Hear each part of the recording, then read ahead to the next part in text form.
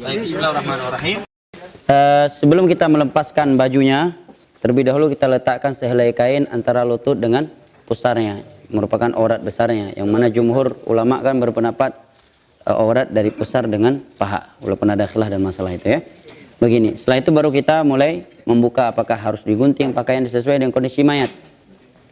Setelah itu, maka yang masuk kepada pemandian kata para ulama hanya yang memandikan dan orang yang dibutuhkan oleh dia saja, yang mereka amanah.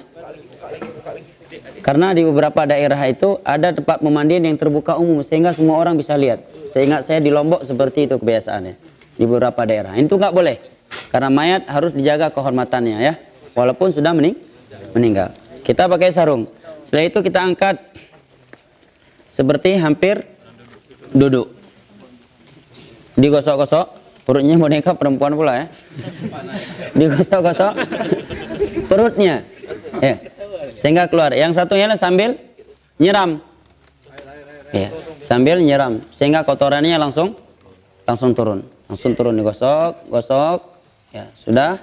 Kemudian mohon maaf kemaluannya sambil ditutup, nggak boleh dilihat, ya, sambil tertutup dengan menggunakan sehelai kain, ya. Karena hukum asal tidak boleh menyentuh aurat seorang muslim walaupun dia sudah mati, harus dimuliakan.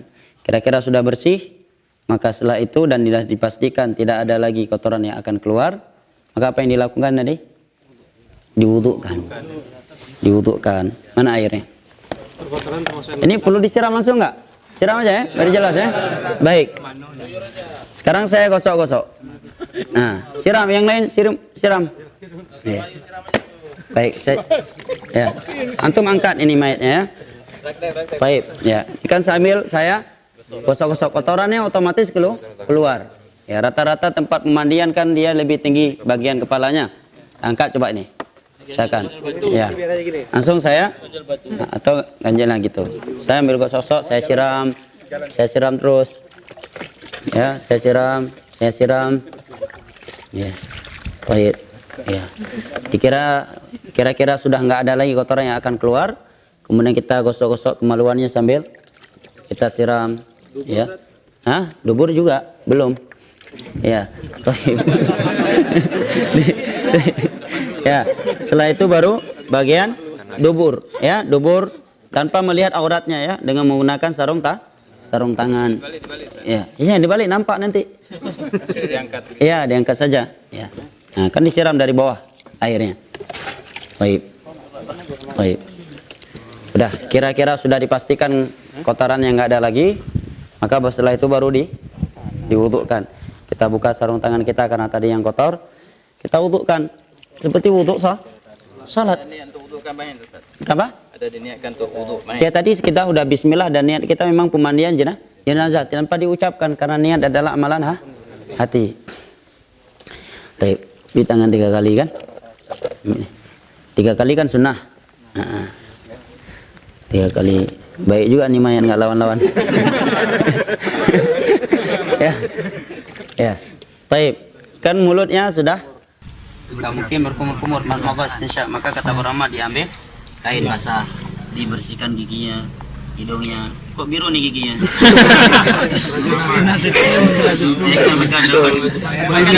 Jamblang. Jenazah ada gigi kawan. Ya nggak boleh disiram ya. Setelah itu seperti itu. Apa lagi? Wajah. Setelah berkumur-kumur itu setelah kumur-kumur.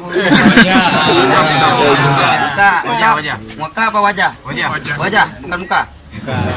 Hah? Wajah bukan muka ya. Muka apa bedanya?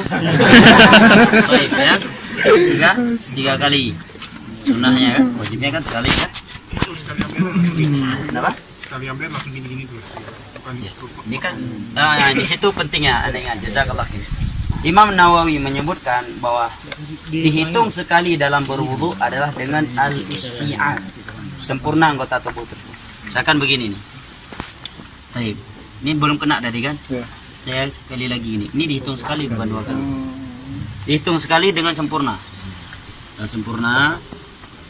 Baru dihitung sekali, ini udah 2 kali. Tapi kalau terkadang kan ada orang jual cuci kaki begini. sekali di ujung ini, sekali di sini, sekali di sini, dia kira 3 kali. Jelas ya? Nah, kata Imam Nawawi sekali itu bil isti'ab. Seluruh anggota wudhu tersebut telah basah. Itu baru dihitung sekali. Bukan dengan berapa kali dia menyiram. Jelas ya? Jelas. Baik. Setelah itu kita wudhukan. Nah, kalau yang berjenggot di celah-celah gitu juga nggak sah? Ya, jenggot di celah-celah itu masuk ke dalam pembahasan wudhu. Ketika bagi orang yang berjenggot, kalau jenggotnya lebat. Baik. Dan apakah kukunya dipotong? Sebagian ulama berpendapat tidak dipotong, bahkan ada yang menganggapnya beda. Mungkin juga rambut ketiaknya ya. Adapun kumis maka dicukur karena itu yang gampang. Adapun jenggot jangan dicukur. Kalau di giginya itu ada gigi palsu atau gigi Tidak ada. Wajib walaupun ada ya gigi yang emas atau perak. Nah, emas yang karena khawatir masuk ke dalam basah bagian.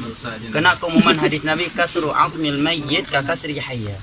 Mematahkan tulang mayat itu sama hukumnya seperti mematahkan tulang dia ketika masih hidup. dibiarkan. emasnya enggak. Ya kalau emasnya bisa menyebabkan patah tulang dan emasnya terlalu besar, ya lebih baik. Khawatir kena hadis tadi, kecuali emasnya besar menjadi warisan cukup untuk beli inovasi.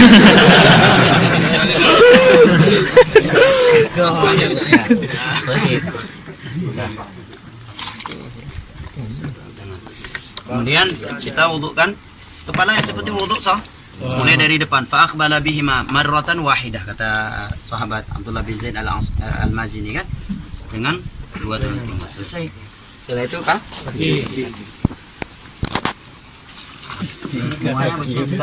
seringnya orang kita wudhu, anda lihat di masjid-masjid, dia hitung kepalanya pakai pen kan, dengan niat ya.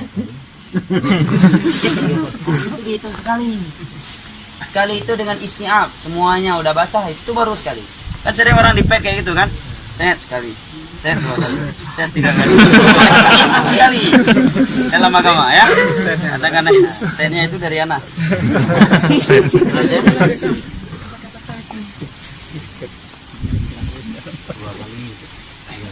Saya wudhu, diapain? Siram. Dimandiin, silakan dulu, dimenyuruh sebanyak 3 kah? 3 kali. 3 kali. 3 kali. Mungkin kata Syekh Al-Bani dalam Ahkamul Janaiz. Setelah itu disiram sebanyak berapa kali? 3. Fa'afadha 'ala ra'sihi 3 kali. Ini enggak perlu kanan kepala kan? Setelah itu baru kita Mandi. Ini air sudah bercampur air daun bidara atau sabun? Saya bidara ya, sidir bahasa Arabnya. Kita mandikan, terwayu, patungnya nggak jelas pula dia. Berjada pula.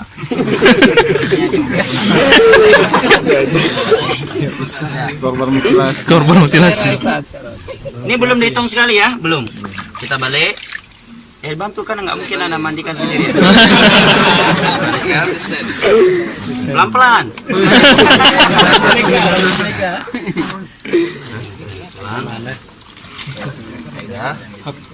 Maka ini udah dihitung berapa? Sekali. Kiri kanan baru dihitung. Sekali.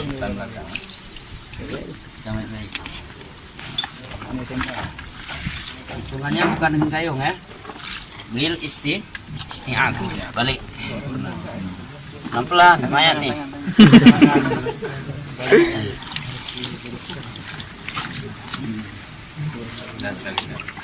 Dah tuh. Sampai berapa kali? 3 kali. Mau lebih? 5. Mau lebih? 7. Mau lebih lagi baru 9. Au aktsar min dzalik in ra'aituna dzalik, kata Nabi kan kepada wanita-wanita mencuci mandikan itu. Kalau lebih dari itu yang penting ganjil.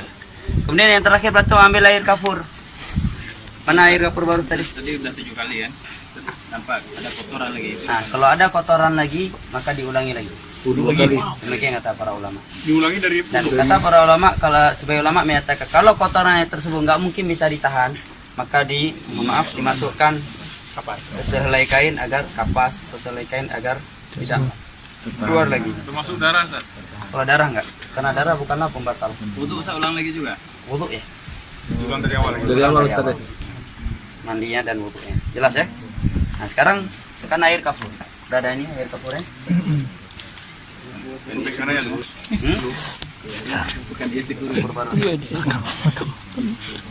Berarti kalau 3 kali air yang berkapur barus, yang keberapa? Kelima. Ini udah ya, kan?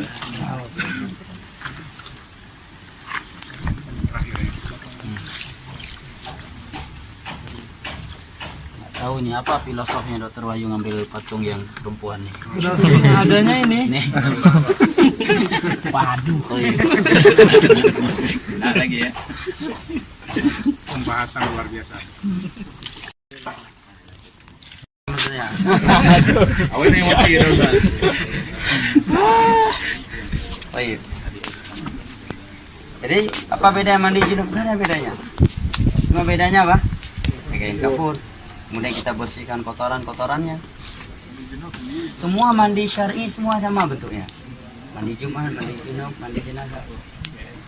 Cuma karena kita terkadang di masyarakat dibuat mindset seakan-akan mandi jenazah ini kalau bukan ustadz besar, Pak Kiai, tuku besar, harus ada bunga ini, bunga itu.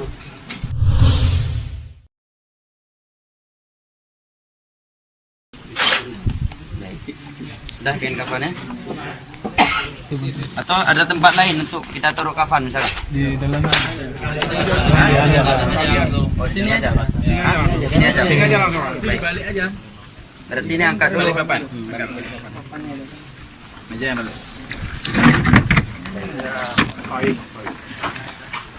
bantu Ustaz. Pegang dulu. Tadi ya. Bantu Ustaz. Biar mudah bagaimana? Taruh tadi dulu ya. Tali. Kalau ini tidak ada ketentuan khusus ya dalam masalah ini. Jadi jangan diyakini oh tali yang harus sekian banyak, cara ngikatnya harus di kanan. Karena masyarakat kita ada yang yakini ikatannya itu nggak boleh di sebelah kanan, tapi di sebelah kirinya. Tidak ada ketentuan. Ini ketentuan. Ganjilnya Ustaz itu ada. Kenapa? Yang ganjil itu nggak ada. Para ulama menyebutkan ganjil seperti beberapa kitab fikih yang saya baca 5 atau 7 kali. Tapi wallahu alam saya tidak mendapatkan dalil bahwa itu harus ganjil. Wallahu alam. Saya belum dapati, belum berarti tidak ada ya. Bantu pegang itu. Dikeringkan, basah-basah gini. Ya dikeringkan. Patung. Bantu pegang. Ya, kita turunkan kafan dulu. Baik. Satu. Dikeringkan. Sebagaimana ketika putri Nabi meninggal kan Nabi mengasih satu kain. Para ulama menyebutkan di antara hikmah untuk dikeringkan. Boleh dari potong-potong. Baik.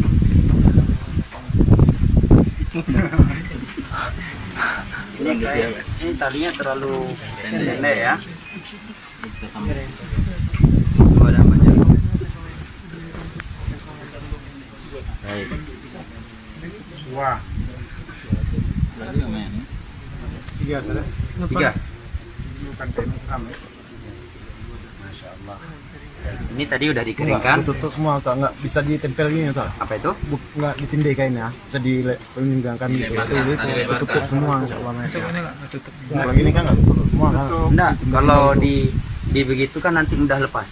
Yang jelas kafan untuk menutupi seluruh mayat, tidak ada ketentuan. Dan rata-rata kafan ini Ada kalau orang ukuran normal. ini.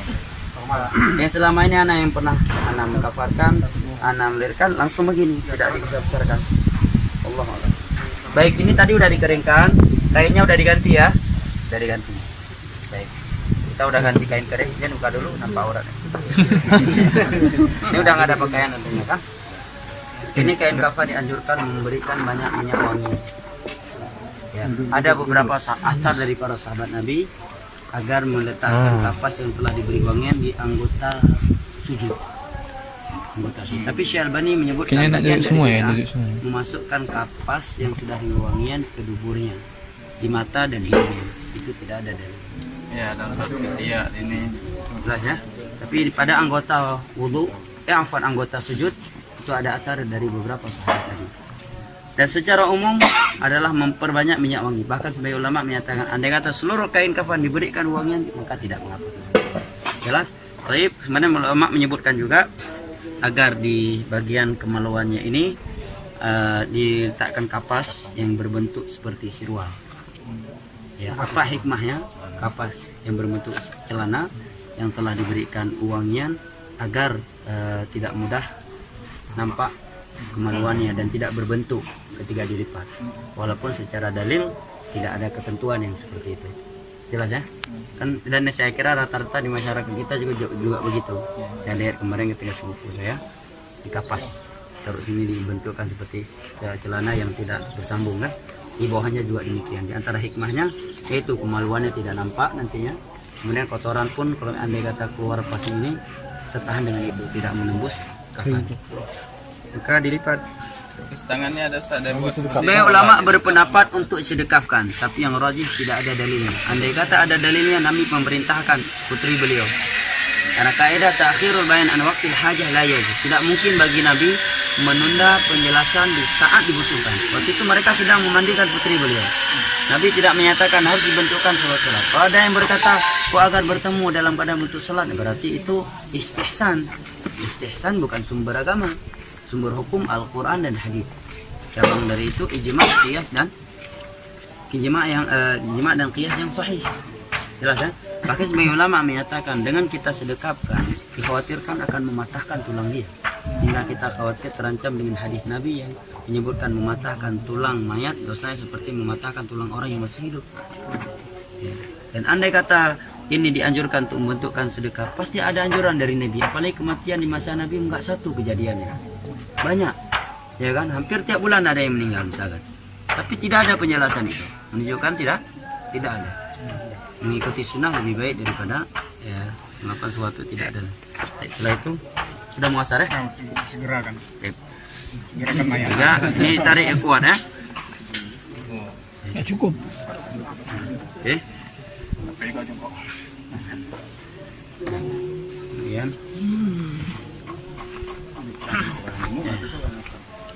Kemudian diikat.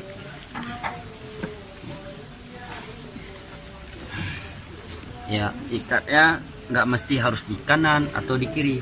Sebagai masyarakat kita ada mitos, harus di sini, nggak boleh di kanan, nggak boleh di kiri. Yang jelas agar mayat tidak terlepas, itu saja.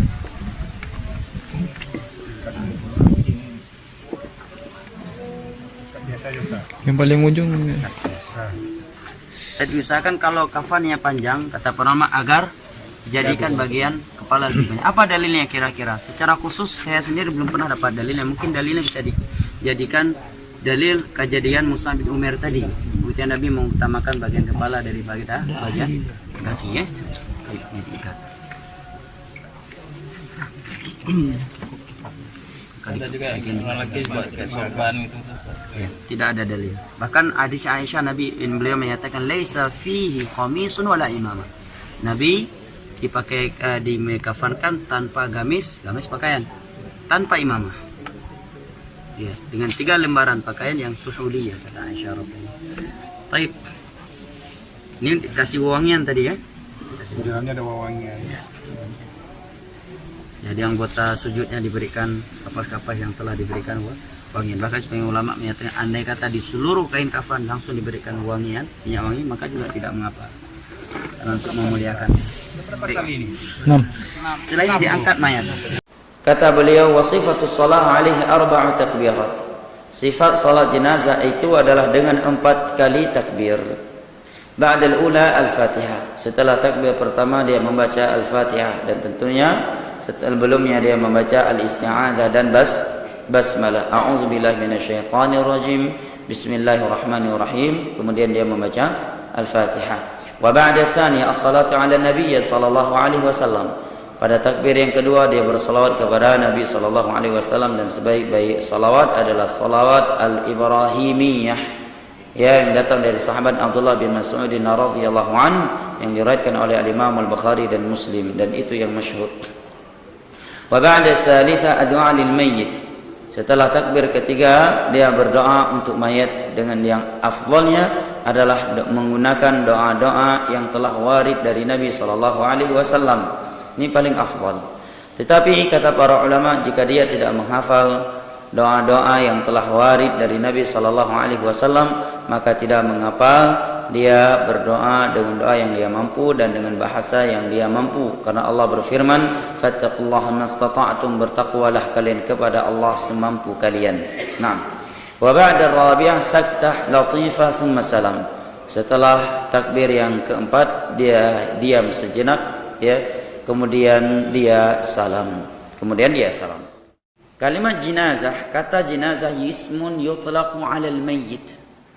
Sebuah kalimat yang diberikan kepada mayit, mayat. Ya, mayit, mayat. Kalau bangkai, mayitah bahasa Arab. Jelas ya?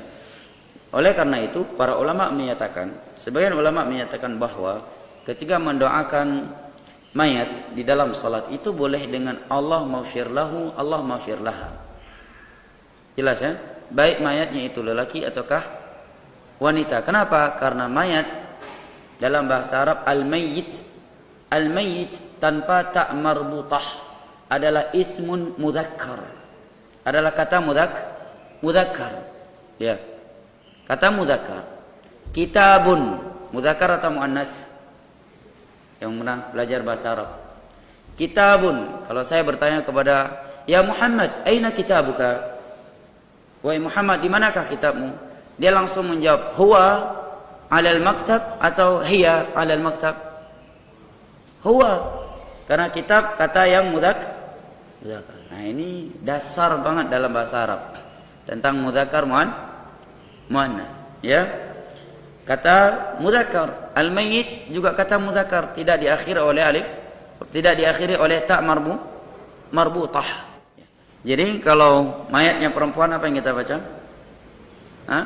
Allah maghfir laha, boleh juga Allah maghfir lahu. Kalau Allah maghfir laha, kembalinya kepada al-jinazah. Allah maghfir lil jinazah. Jinazah kata muannats karena di belakangnya ada ta marbutah.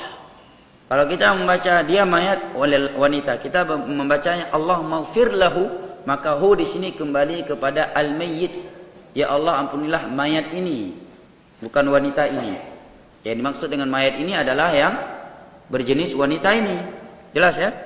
Jadi jangan terlalu cepat menyalahkan. Ya. Jadi Allah maghfir lahu dengan niat apa? Al-mayyit. Ya Allah, ampunilah al-mayyit, mayit ini, yaitu yang berjenis wanita. Allah maghfir laha kembali kepada jenazah.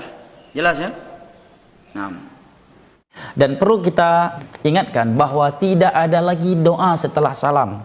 Setelah itu angkat mayat, bawa. Sebagian kiai, sebagai tengku yang suka membuat ritual-ritual ibadah yang mengesankan seakan-akan dia lebih semangat beribadah kepada Allah ketimbang Nabi Muhammad SAW.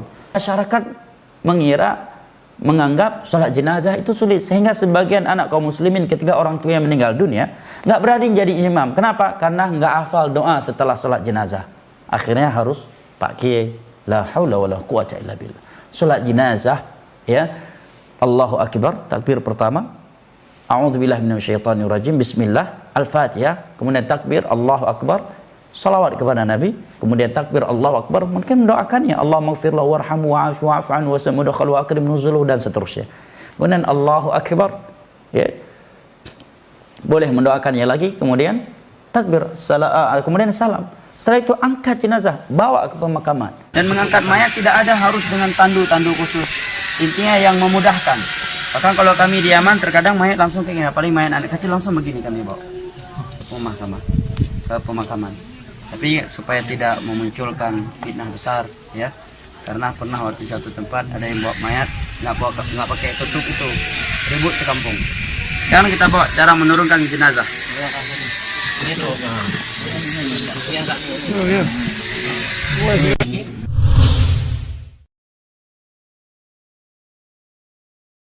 Sana ada orang turun berapa orang?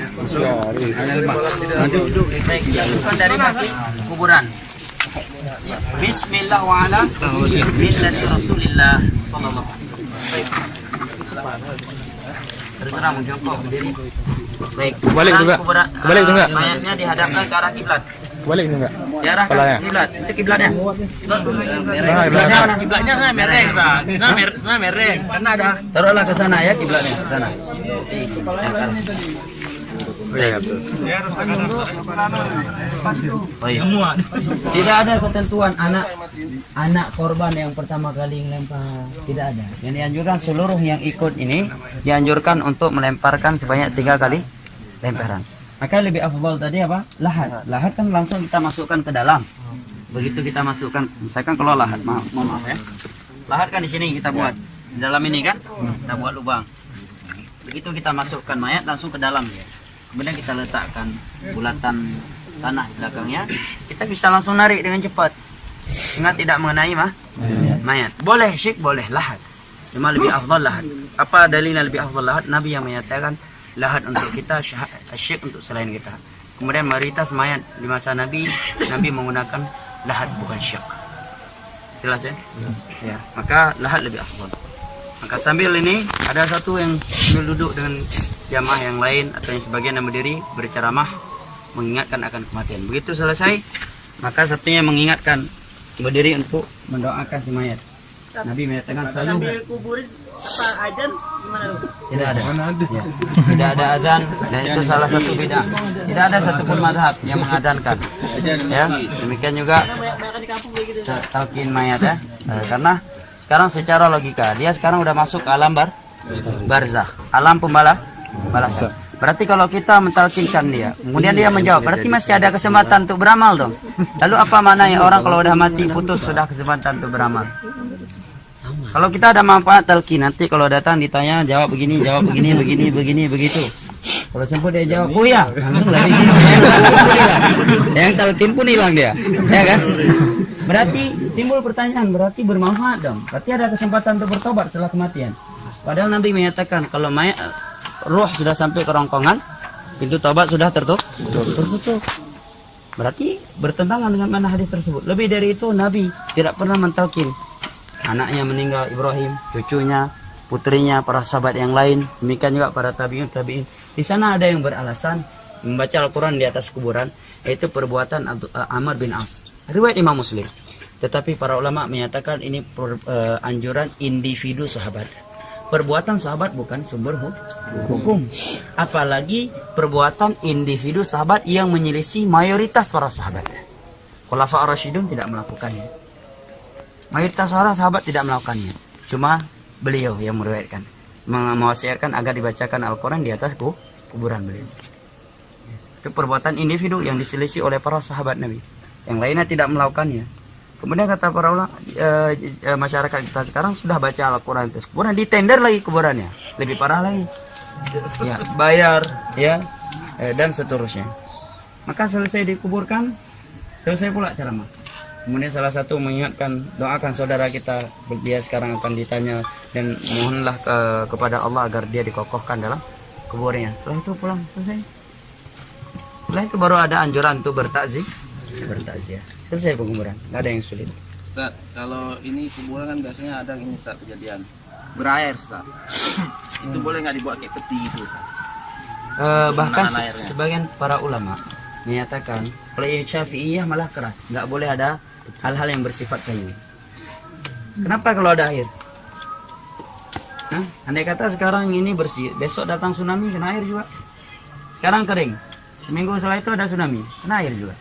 Dan itulah makna firman Allah, kami ciptakan mereka dari tanah, kami kembalikan ke tanah. Jadi tenggelamkan aja langsung Ustaz. Kalau airnya ya, Ada air kan terapung mungkin Ustaz, nanti. nggak mungkin terapung. Kecuali boneka seperti ini yang kecuali airnya bisa dihilangkan. Biasanya kan atasnya dikasih papan tuh gimana, Ustaz? Makanya bilang tadi, ulama Syafi'iyah berpendapat tidak boleh. Karena di masa Nabi juga ada papan, tapi mereka langsung. Maka itu menyelisih keumuman ayat dan hadis. Kami kembalikan mereka ke tanah, kami ciptakan dari tanah, dan kembalikan ke tanah. Berarti kalau ada papan dan kami kembalikan mereka ke papan.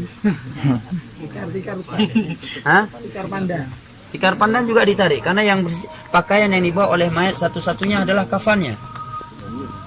Adalah kafannya. Itulah makna, disitulah kita akan tertegur. Walaupun kita hebat di dunia, rupanya pakaian tok kafan dan di dalam bawah tanah liat kita dimasukkan.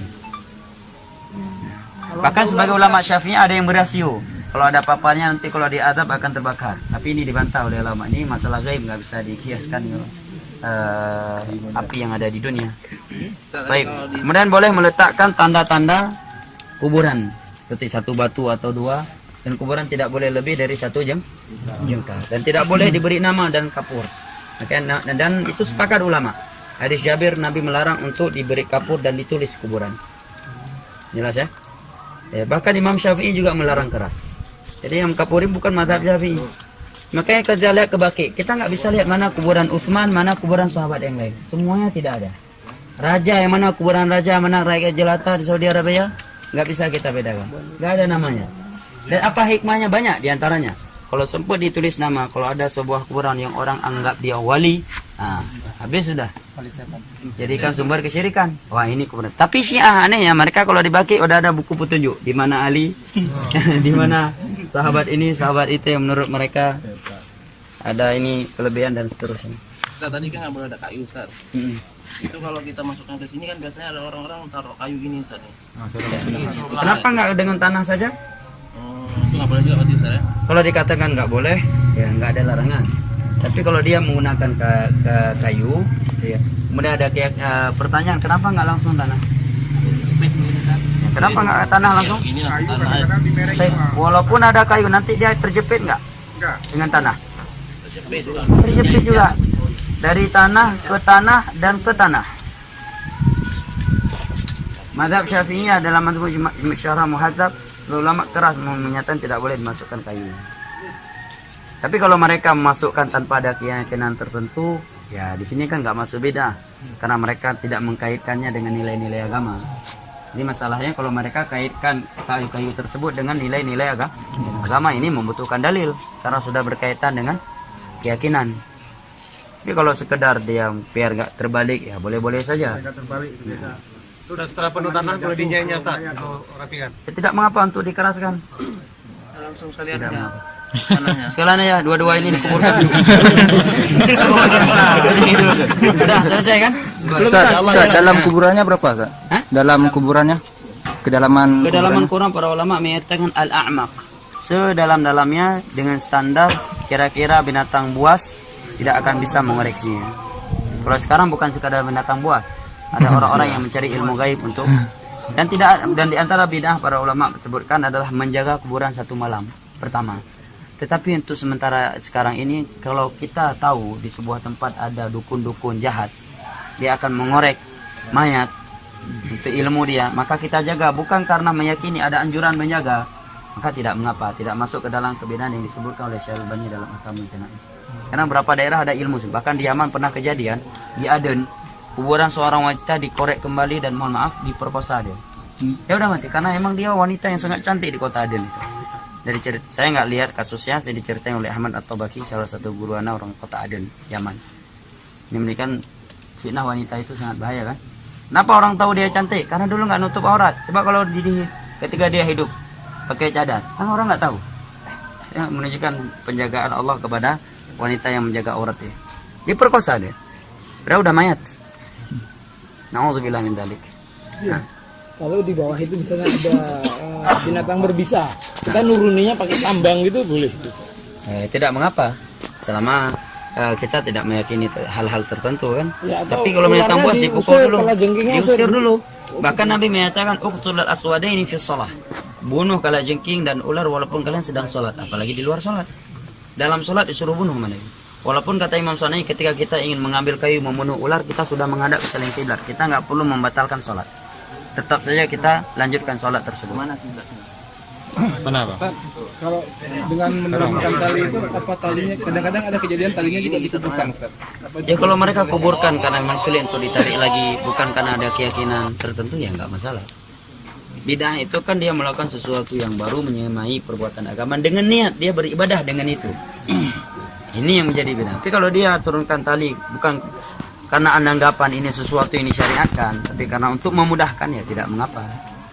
Tapi yang sunnah kan turun, Nabi kan ikut turun langsung ke bawah. Ikatannya buka di Ustaz. Sebagai ulama menyebutkan dibuka ikatannya, walaupun benangnya nggak ditarik. Tapi kalau kita melihat kepada hadis tadi, tidak ada anjuran untuk melepaskan. Wallahu a'lam. Tidak ada. Keumuman, kalau kita melihat keumuman hadis, tidak ada dibuka tali pocongnya. Dan itu mitos ya, masyarakat kita kalau nggak buka tali potong jadi pocong katanya. Itu mitos. Tapi ada beberapa ulama menasihati kalau memang nggak dibuka jadi fitnah besar, ya maka dibuka saja. Karena kita membukanya bukan karena ada anggapan syariat, dan membukanya pun tidak ada larangan. Ustaz, Nah, tadi kan ada apa? Misalnya kita ke Batik kan nggak ada papan nama gitu Ustaz ya. Berarti kita nggak disunahkan untuk ziarah kubur khusus untuk kubur misalnya orang tua kita gitu Ustaz. enggak, bukan begitu pemahamannya. Kita kan bisa tahu di mana kuburan orang tua kita. Nabi menziarahi kuburan. Nabi juga diizinkan untuk menziarahi kuburan orang tuanya, tapi dilarang untuk meminta ampunan kepada kedua orang tuanya. Dia juga kan tahu. Kirim doa nggak sampai itu. Hah? Kirim doa nggak sampai. Karena sampai. Kalau nggak ada apa maknanya firman Allah Rabbighfirlah warhamhuma kama rabbayani shaghira. Apa maknanya kita sholat jenazah kalau nggak sampai doa untuk orang meninggal? Cuma ini kali oleh ulama doa-doa yang dengan cara-cara bid'ah, berkumpul di hari-hari tertentu, di malam-malam tertentu khusus dikirim. Ini yang ingkari oleh ulama. Sama dia. Ya, dan semisal dengan. Ya, ada yang lain?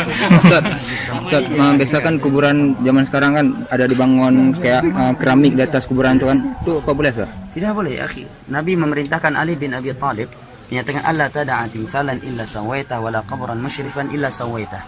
Wahai Ali, kalau kamu dapatkan patung yang sudah hancurkan, ya kalau engkau mendapatkan kuburan yang ditinggikan, ratakan.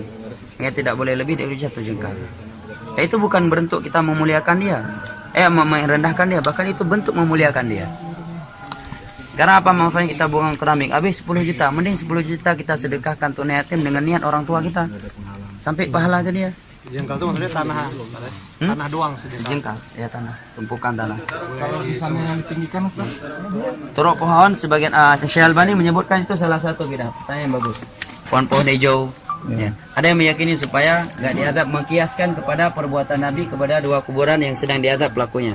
Nabi meletakkan pelepah kurma yang basah. Kata Nabi, la'allahuma yukhaffafu anhuma ma lam yabasa. Mudah-mudahan adab mereka diringankan selama daun tersebut belum kering. Para ulama menjawab dengan beberapa jawaban. Yang pertama, Nabi meletakkan bukan ditancap. Kalau tadi bak apa yang di kampung Lawah. Bak nawa apa bak lawak? Bukan lawak. Nawa Beladih nawa. Bak lawak. Apa bahasa Indonesia? Dijawab pakai bak pohon jarah. Yang bergetah tuh. Nah, pohon jarah. Itu bukan pelepah kurma. Kalau mau diambil dari tadi. Satu. Kedua, Nabi nggak menancapkan. Ya, meletakkan pelepah. Ya. Kemudian kata para ulama itu khusus dari perbuatan Nabi. Tidak bisa ditiru orang lain. Buktinya apa? Setelah Nabi meninggal para sahabat tidak melakukannya. Ketiga, kita nggak tahu ini kuburan sedang diadab. Kalau Nabi tadi tahu itu sedang diadab. Nah, kalau kita langsung meletakkan kepada kuburan yang ada, berarti secara tidak langsung kita mengumumkan kepada orang bahwa ini orang sedang diadab. Iya kan? Nanti kan diberitahukan oleh Allah itu sedang diadab. Kalau Anda berarti memberitahukan orang ini sedang diadab nih kuburan. Jelas ya? Ini masalah gaib, tidak ada yang mengetahui kecuali Allah. Nabi dapat wahyu dari Allah. Nah, wallahu a'lam bishawab. Ada yang lain? Ustaz, kuburan Nabi kenapa bisa di masjid Ustaz? Baik, Ahsan, pertanyaan sangat bagus. Nah, kuburan Nabi bukan di masjid, tetapi di kamarnya Aisyah. Karena khusus mereka para Nabi, di mana mereka meninggal, di situ mereka dikuburkan, tidak boleh dipindahkan. Kemudian di masa Abdul Malik bin Marwan, masjid diperluaskan. Di masa Utsman diluaskan, tapi bagian kamarnya Aisyah tetap nggak diperluaskan, supaya nggak masuk kamar kuburan Nabi. Zaman Abdul Malik bin Marwan diperluaskan, dan para ulama mengingkari, tapi mereka tidak bisa mengingkari dengan keras karena unsur pedang di leher, supaya tidak terjadi pertumpahan darah yang lebih besar. Tetapi setelah dimasukkan, mereka buat tembok yang bersegi 3 sehingga orang tidak bisa menghadap ke situ. Sampai sekarang masjid Nabi orang nggak bisa menghadap ke masjid, ke kuburan Nabi. Ya, sudah ditembok sangat besar segitiga yang dia tidak bisa menghadap ke situ. Dan kuburan Nabi pun sudah sangat dalam sekarang dengan perubahan tanah yang sudah beratusan tahun kan. Nah, kedua, jangan jadikan dalil. Berarti kalau demikian sekarang kalau ada masjid ada di dalamnya kuburan, yang sebelumnya kuburan itu tidak ada di dalam masjid kemudian diperluaskan sehingga dia masuk ke dalam masjid, berarti boleh dong sholat di situ seperti kuburannya Nabi? Kita jawab nggak bisa dikiaskan. Pertama, Masjid Nabawi punya nilai khusus kuburan Nabi punya nilai khusus. Adapun di selain itu, maka mana yang lebih terakhir itu dihancurkan. Kalau masjid yang terakhir datang masjid dirobohkan kemudian dibiarkan kuburan. Tapi kalau kuburan yang terakhir maka kuburan yang dipindahkan, masjid dibiarkan. Kenapa? Tabur bunga tasyabuh dengan orang-orang kafir. Siram air juga demikian, tasyabuh dengan orang kafir. Tak apa disiram air, apa dia perlu mandi lagi? Biar enggak disiksa. Insyaallah. Yang begitu. Kalau selesai ini berdoanya menghadap kiblat semua nggak? Tidak ada anjuran. Kalau orang yang salah udah.